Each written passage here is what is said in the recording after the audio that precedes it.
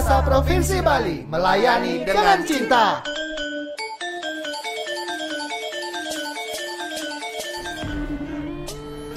Salam bahasa, sahabat bahasa di mana saja sahabat bahasa berada. Senang sekali saya Nyoman Sutrisna kembali hadir menemani sahabat bahasa dalam program Subasita, Suara Bahasa dan Sastra untuk Kita.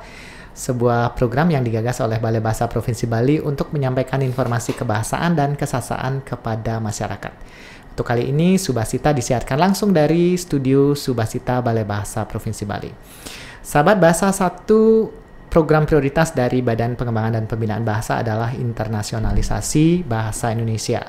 Salah satu bidang dalam internasionalisasi bahasa Indonesia itu adalah BIPA, Bahasa Indonesia bagi Penutur Asing. Bagaimana BIPA itu dan siapa saja yang ada di BIPA itu, di studio Subasita untuk edisi kali ini sudah hadir salah satu narasumber yang berkecimpung di bidang BIPA. Beliau adalah praktisi akademisi yang fokus di BIPA. Beliau adalah Bapak Dewo Gede Budi Utama, SPD M Hum. Pak Dewo, selamat datang di Subasita, selamat datang di Balai Bahasa Provinsi Bali. Terima kasih. Bagaimana kabarnya hari ini? Baik. Baik ya. Setelah ngobrol-ngobrol. Dan saya melihat Pak Dewo ini tidak pernah lelah. Agak lelah juga. Tapi terlihat tidak lelah. Nah kan itu yang penting begitu ya. Yang penting terlihat tidak lelah. Walaupun saya tahu Pak Dewo ini lelah loh sebenarnya dari Singaraja. Nanti balik Singaraja lagi ya Pak Dewo ya. Iya, baik. Seperti yang tadi saya sampaikan, Pak Dewo ini adalah salah satu pengajar BIPA, bisa dikatakan begitu ya. Sejak kapan Pak Dewo terjun di BIPA, Pak Dewo? Saya mulai mengajar BIPA itu sebelum mengetahui istilah BIPA. Jadi tahun 2005, saat itu saya semester 5 di jurusan Pendidikan Bahasa dan Sastra Indonesia, masih S1 waktu itu. Sehingga belum terbayang dengan istilah BIPA dan profesi BIPA. Sehingga padahal saat itu sudah mengajar bahasa Indonesia ke orang asing. Karena kebetulan ada dosen yang merekomendasi untuk mengajar dan sejak itu mengajar. Lalu setelah 2008 saya diangkat jadi dosen, 2009 baru mengikuti pelatihan resmi BIPA itu. Iya. Saat Pak Dewo baru terjun ke BIPA itu, ada sesuatu yang membuat kaget tidak? Karena bisa dikatakan walaupun seseorang berlatar belakang bahasa Indonesia begitu ya, karena mengajar BIPA dengan mengajar bahasa Indonesia itu kan berbeda ya Pak Dewo ya. Mengajar BIPA bahasa Indonesia ke orang asing dengan mengajar bahasa Indonesia ke orang Indonesia itu tentu berbeda ya Pak Dewo ya. Ya pasti berbeda ya.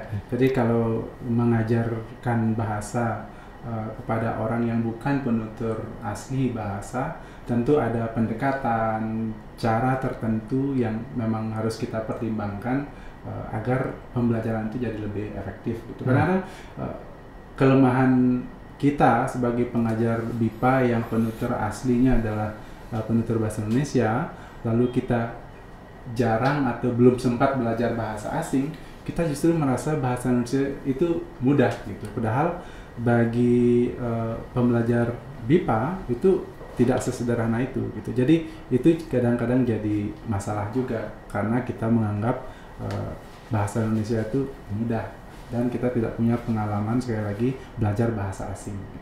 Jadi itu kadang-kadang jadi masalah ketika kita harus mengajarkan BIPA. Oke.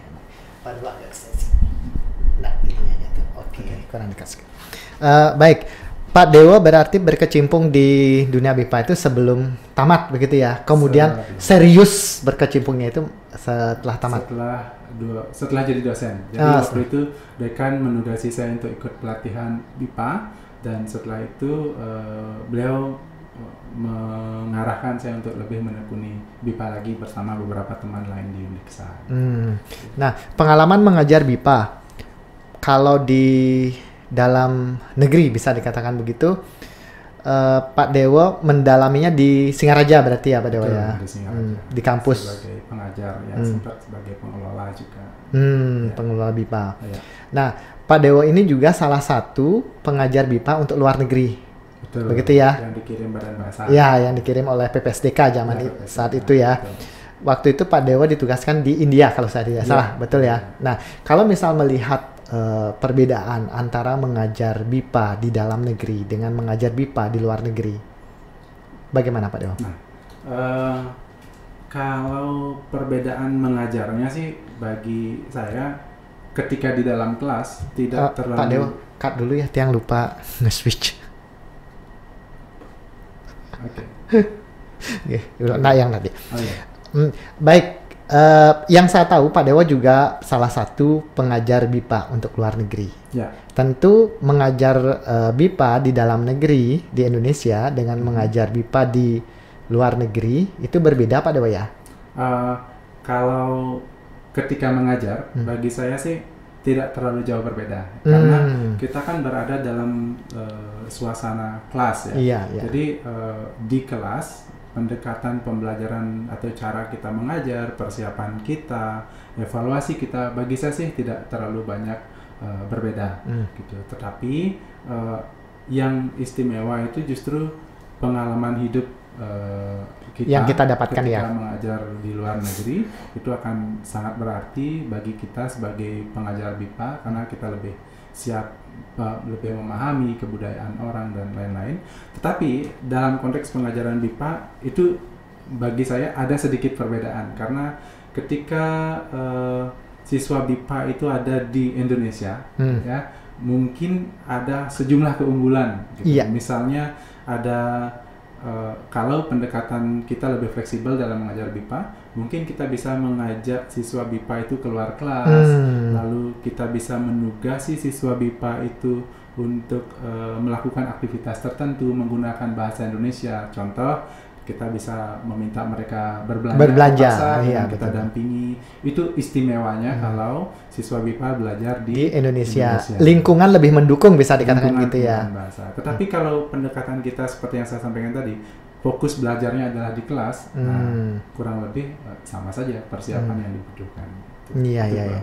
Nah, kalau kita berbicara tantangan Pak Dewo, mengajar di dalam negeri dengan mengajar di luar negeri. Kalau Pak Dewa dulu di India, betul ya? Ya, betul. Dulu di mana Pak Dewa di Indianya? Saya di New Delhi.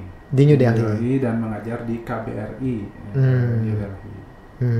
Nah, kembali lagi, tantangan mengajar bahasa Indonesia di dalam negeri dengan mengajar bahasa Indonesia di luar negeri itu? Nah, kalau dalam kasus saya, kebetulan saat itu saya punya cukup banyak mahasiswa. Saat itu di New Delhi sekitar 125 pembelajar BIPA. Lalu saya sampai pada hari tertentu di mana 3 hari berikutnya kelas sudah harus dimulai.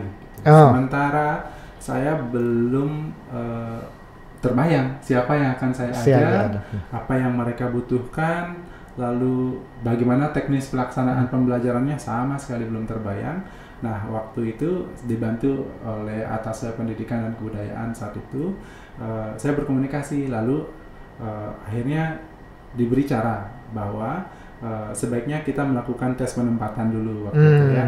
Jadi sebelum mulai belajar ada semacam tes penempatan, lalu bagaimana kita melakukan tes penempatan agar pada saat 3 hari mereka 120 orang mahasiswa itu atau pembelajar BIPA itu datang, agar kita bisa langsung bagi mereka jadi kelas. Akhirnya saya memilih tes penempatan secara online. Jadi ada waktu 3 hari itu, 1 hari saya menyiapkan soal-soal untuk tes penempatan, lalu memilih teknologi waktu itu pakai e-learning ya. Jadi tes penempatan melalui e-learning, lalu hasilnya saya gunakan sebagai dasar untuk membentuk kelas-kelas BIPA. Untuk mengelompokkan mereka menjadi level 1 sampai level 6 waktu itu. Jadi 120 itu jadi beberapa level. Tapi yang paling banyak itu level 1. Ya, memang mereka belajar baru dari awal ya. Betul. Belajar. Jadi itu tantangan ketika penugasan. Nah, itu dari tantangan baru saat pemilihan saja di awal. Kalau dalam proses belajar? Dalam proses belajar, saya kira tidak terlalu banyak kesulitan, karena teman-teman di India itu sangat termotivasi belajar gitu. Bahkan ada yang sudah jalan misalnya 3 atau 4 pertemuan, mereka sangat ingin ikut gitu. Jadi ini dan mereka kebetulan butuh ada motivasi tambahan. Misalnya mereka untuk mendapatkan pekerjaan mereka wajib punya sertifikat belajar bahasa lain.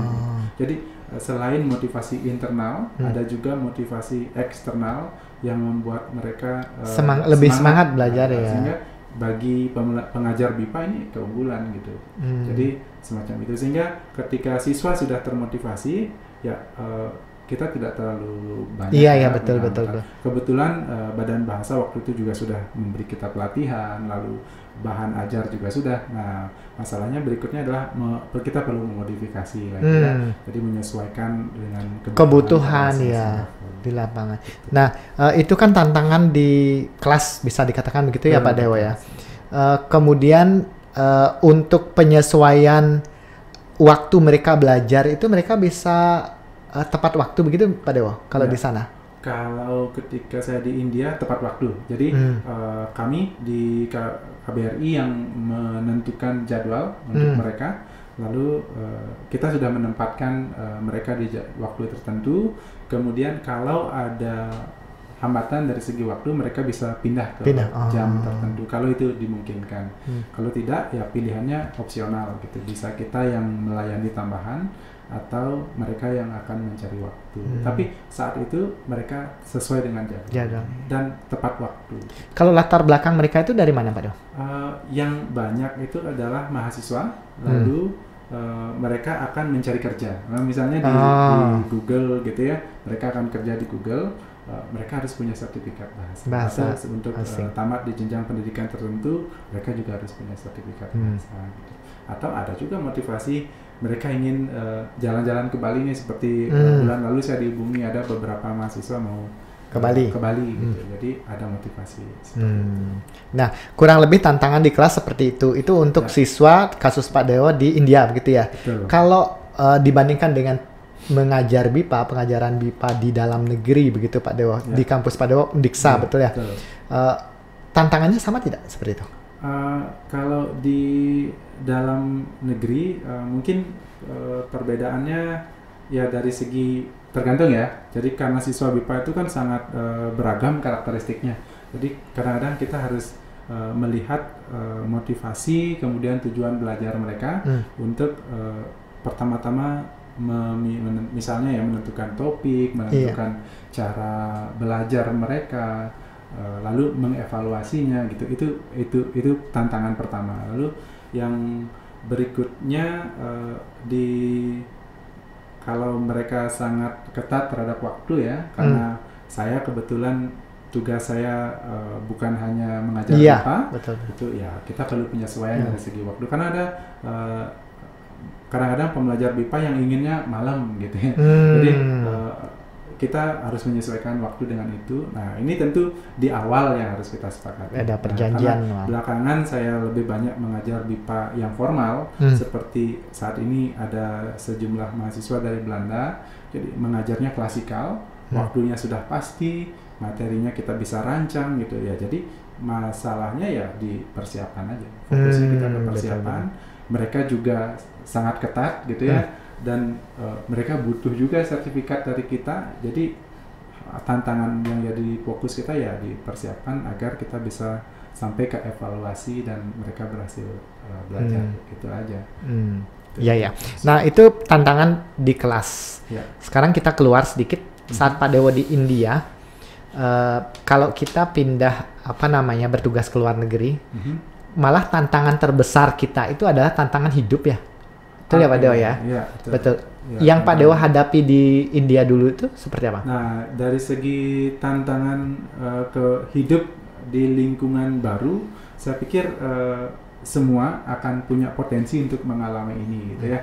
Tapi saat itu ya ada beberapa penyesuaian seperti cuaca. Maksudnya yang paling langsung adalah cuaca waktu itu musim dingin. Nah, saya tidak bawa pakaian musim yang dingin, khusus musim dingin, sehingga saat itu ya harus beli.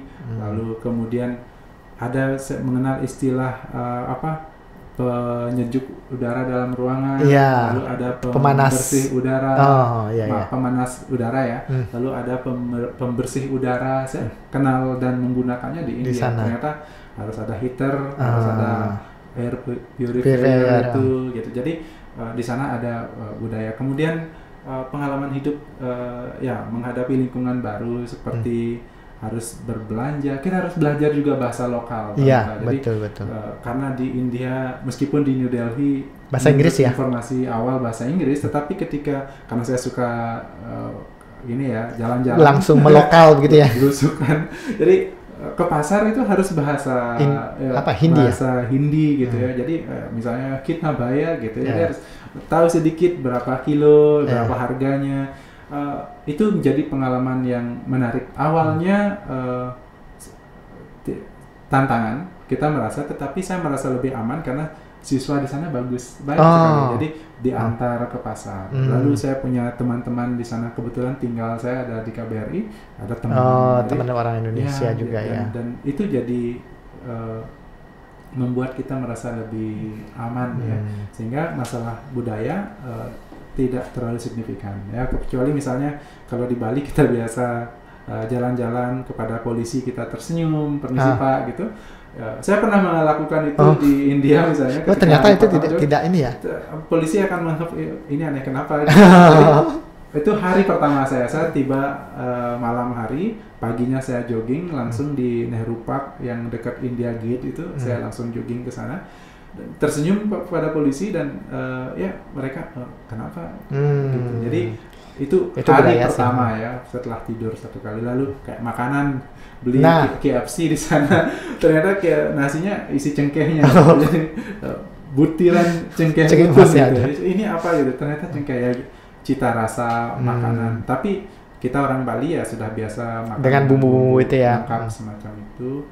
Lalu ya makanan. Jadi Pak Dewo saat di sana memang tidak bermasalah dengan makanan ya, karena kalau dari cerita-cerita kalau ke India itu biasanya bermasalahnya dengan makanan kan biasanya begitu. Iya betul, bermasalah. Kalau saya tidak ada masalah dengan makanan, malah sangat suka makanan India. Termasuk kalau saya coba street food ya, jadi syukurnya tidak masalah. Yang makanan yang sudah dipanaskan itu bagi saya agak aman. Tapi yang agak mentah-mentah kurang aman itu misalnya saya coba hindari waktu itu adalah ketika habis makan prata itu misalnya air itu kan dari teko gitu ya. Jadi ada gelas di atas meja, kita bisa minum dari sana. Nah, itu yang kita hindari. Jadi saya bawa biasanya minuman karena itu tidak kita lihat dimasak. Tapi kayak teh chai gitu ya, yang teh susu gitu, karena udah dipanaskan, saya coba di makanan pinggir jalan sekalipun biasa saja. Tidak masalah. Jadi kita harus pilih-pilih juga. Baik. Nah, Pak Dewo, itu tadi tantangan sudah disampaikan.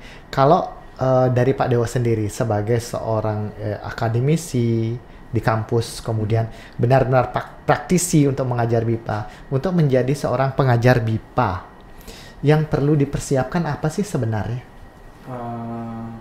Nah, kalau mau jadi pengajar ya, jadi kadang-kadang ini pandangan orang biasanya ya. Kalau orang tidak biasa mengajar, gitu, kalau tidak memahami pembelajaran juga, merasa asal bisa bahasa Indonesia pasti bisa mengajarkan bahasa Indonesia kepada orang lain. Gitu. Padahal tidak seperti itu ya. Tidak sesederhana itu gitu. Karena ketika kita mengajarkan bahasa, kita harus menguasai, pertama pasti menguasai bahasanya itu. Tapi bisa berbahasa belum tentu mengerti, belum tentu menyadari kaidahnya, belum tentu cara mentransfer agar orang lain paham tentang kaidah itu. Jadi pertama kita harus tahu pemahaman terhadap bahasa, cara menggunakan bahasa yang baik dan tentang bahasa itu. Jadi kita harus tahu itu, menggunakan bahasa dengan baik, kita tahu tentang bahasa itu, termasuk tata bahasanya. Kemudian yang kedua, kita harus tahu cara mengajarkannya. Itu kan, betul. Istilahnya kan pedagogi ya, jadi ilmu pengajarannya juga harus kita kuasai. Gitu. Misalnya ada beberapa pendekatan, kemudian ada beberapa metode dan teknik yang perlu kita pilih. bukan tentang mana yang paling baik, tetapi mana yang Bagaimana paling cocok ya betul untuk siswa kita. betul. Materi ini cocoknya apa, siswa begini cocoknya apa, begitu ya maksudnya betul ya. Materi ini cocok atau tidak, lalu bagaimana mengajarkannya, gitu. Itu juga harus, itu ilmu pedagogi pengajaran. Kemudian karena kita ada dalam konteks teknologi, ya, jadi ketika teknologi sudah jadi semakin familiar, guru punya dituntut lebih gitu ya, harus menguasai teknologi gitu. Apalagi seperti sekarang trennya pengajaran daring gitu ya, seperti Badan Bahasa menugasi harus mengajar online. Nah, kalau kita tidak terbiasa dengan fasilitas online semacam ini atau teknologi ini, tentu agak sulit gitu. Andai pun kita sudah terbiasa dan menguasai teknologi, apakah teknologi itu bisa kita gunakan secara efektif untuk mengajarkan? Belum tentu orang yang sangat menguasai teknologi, tapi bisa mengajarkan melalui teknologi dengan baik. Gitu. Jadi bukan seberapa canggih teknologi, tetapi seberapa efektif kita menggunakannya. Gitu. Jadi itu yang penting itu juga man behind the gun-nya begitu ya. Iya, betul. Bukan asal canggih. Iya, asal canggih.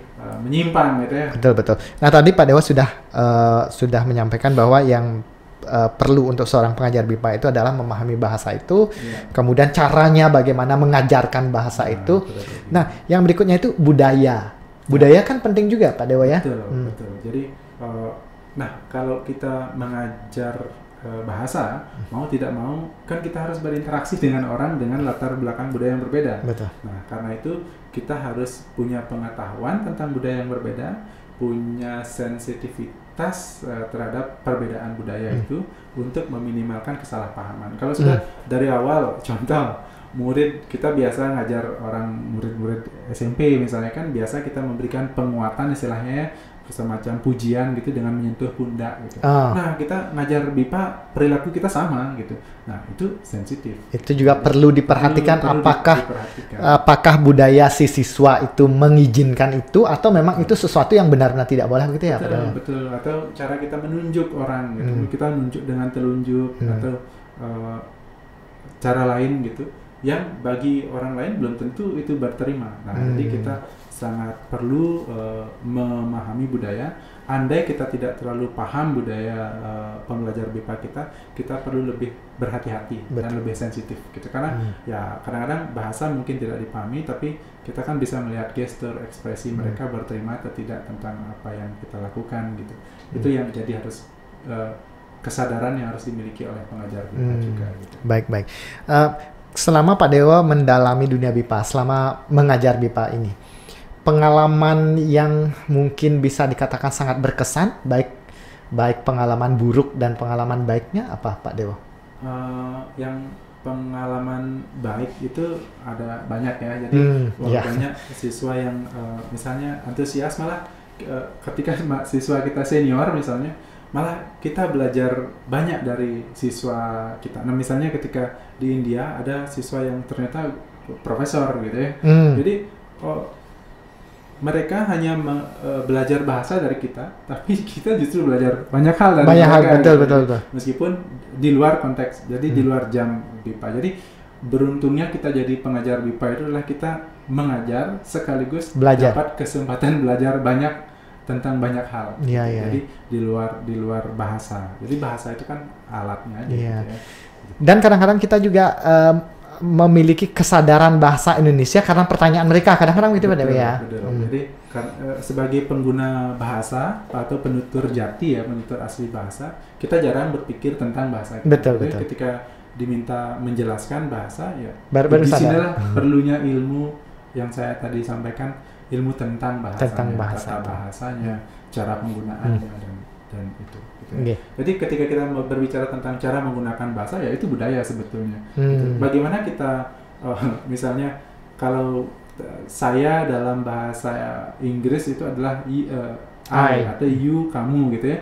Tapi ketika menggunakan bahasa Indonesia dengan kata kamu itu sama nggak bisa diperlakukan seperti you gitu ya. Jadi nggak bisa gitu. Jadi itulah sensitivitas budaya yang harus kita transfer juga ketika kita mengajarkan bahasa Indonesia.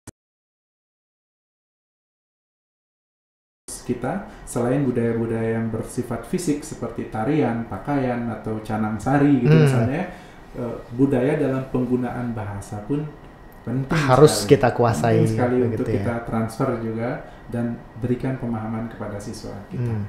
Nah, ya, Pak Dewa sebagai seorang pengajar BIPA, sebagai seorang guru BIPA begitu, harapan seorang guru BIPA terhadap siswa, terhadap budaya kita seperti apa sih? Ya, guru termasuk guru BIPA pasti sangat senang ketika siswanya bisa berbahasa. Jadi apa yang tadi kita ajarkan, nah seperti kemarin saya ngajar baru pertemuan pertama bilang sapaan selamat pagi, sampai jumpa. Siswa kita ketika pergi sampai jumpa Bapak. Baru bertemu 1,5 jam lalu mereka sudah menyapa kita dengan bahasa Indonesia, itu bahagia kita. Ya, jadi mereka langsung bisa dan itu artinya mereka antusias. Jadi karena beberapa di antara mereka sudah pesan, saya ada project nih Pak tentang sampah. Nanti menghadapi masyarakat desa, gimana cara saya memberi instruksi, meminta tolong begini, ya mereka antusias dan kita menyiapkan. Itu sukanya jadi harapan seorang guru begitu ya. Lalu yang kalau tidak sukanya kadang-kadang gitu ya, orang kan ada beberapa tipe orang asing yang belajar bahasa Indonesia tapi tidak terlalu mau tahu tentang budaya. Betul. Misalnya kalau saya ngajar di kampus ya, yang baru-baru terjadi kemarin. Mereka nggak nyaman dengan gaya pakaian kita yang serba formal tertutup gitu. Ya, harus pakai kemeja, mereka harus pakai sepatu. Beberapa di antara mereka kadang karena baru sampai ya, kenapa sih kalau kami di negara kami bisa pakai apapun yang buat kami nyaman gitu, sementara di sini harus ini tidak nyaman gitu. Nah, kita memberikan pemahaman tentang itu gitu ya. Jadi karena ya kita budaya kita komunal, ini pentingnya ya. Jadi karena budaya kita komunal, tanggung jawab kita bukan hanya membuat diri kita nyaman, tapi membuat orang lain nyaman. Itu juga harus jadi fokus karena tipe kan kita bukan tipe budaya individualis, tapi budaya komunal.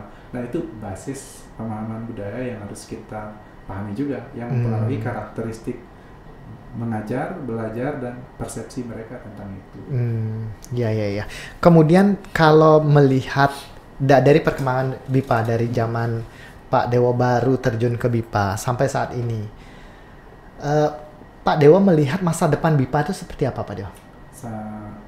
Masa depan BIPA bagi saya sih sangat prospektif ya, sangat menjanjikan, karena BIPA semakin banyak diminati. Gitu ya, banyak perusahaan asing yang di sini, lalu ada kebijakan pemerintah yang mewajibkan pekerja asing belajar bahasa Indonesia di sini. Itu adalah kebijakan-kebijakan yang menguntungkan, yang menambah prospek gitu ya. Jadi itu jadi potensi. Kemudian di online gitu kan ada banyak sekali tawaran-tawaran mengajar BIPA yang tidak harus membuat kita bertemu secara langsung dengan siswa BIPA. Itu juga jadi potensi bisa memanfaatkan teknologi gitu. Tapi seiring dengan berbagai peluang itu tentu harus disambut dengan persiapan karena perlu juga Badan Bahasa sedang menyusunnya standarisasi pengajar BIPA gitu. Jadi itu juga perlu kita perhatikan. Kadang-kadang gini, asal kita mengajar, kita sudah menganggap diri kita selesai gitu ya. Kita sudah mengajar, bertemu siswa, lalu mereka udah bisa sedikit-sedikit, kita udah menganggap sudahlah gitu. Tapi ada banyak hal sebetulnya. Nanti kan harus integrasi dengan standar UKBI dan lain-lain. Itu jadi tantangan yang lebih lanjut. Baik. Sepertinya pembahasan kita tentang BIPA cukup sampai di sini Pak Dewa ya. Karena saat ini Pak Dewa sedang menyusun sebuah aplikasi yang mungkin bisa dikatakan hal baru. Sedang dikerjakan. Nanti saat aplikasi itu sudah berjalan, kami akan mengundang lagi Pak Dewo untuk berbicara di sini. Siap Pak Dewo ya? Semoga lancar. Semoga. Saat ini Pak Dewo sedang menempuh pendidikan S3 di Udayana Pak Dewo ya? Betul. Dan sedang menggarap itu. Ya. Nanti selesai kami akan mengundang Pak Dewo lagi untuk hadir. Ya. Senang hati. Iya Pak Dewo. Baik Pak Dewo, terima kasih lagi sekali dan selamat melanjutkan kegiatan. Terima kasih. Ya. Sahabat Bahasa, demikian tadi diskusi saya dengan Bapak Dewo Gede Budi Utama yang sudah berbagi informasi, berbagi pengalaman berkenaan dengan BIPA, Bahasa Indonesia bagi Penutur Asing. Semoga apa yang kami diskusikan tadi bermanfaat dan kita akan bertemu lagi dalam Subasita selanjutnya. Salam bahasa. Salam.